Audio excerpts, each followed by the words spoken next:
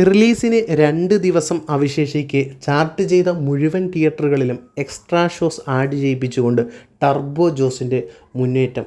കേരളത്തിലെ തിയേറ്ററുകളിൽ ബുക്കിങ്ങിൻ്റെ പെരുമഴ സൃഷ്ടിച്ചുകൊണ്ടാണ് ടർബോ ജോസിൻ്റെ മുന്നേറ്റം. കേരളത്തിൽ മാത്രമല്ല, മലയാളി സാന്നിധ്യമുള്ള ഏകദേശം 40ഓളം വിദേശ രാജ്യങ്ങളിലും ടർബോ ജോസ് റിലീസിനായി തയ്യാറെടുക്കുകയാണ്. അവിടെ ഉൾപ്പെടെ ഗംഭീരമായ വരവേൽപ്പാണ് ടർബോ ജോസിന് ഉണ്ടായിക്കൊണ്ടിരിക്കുന്നത്.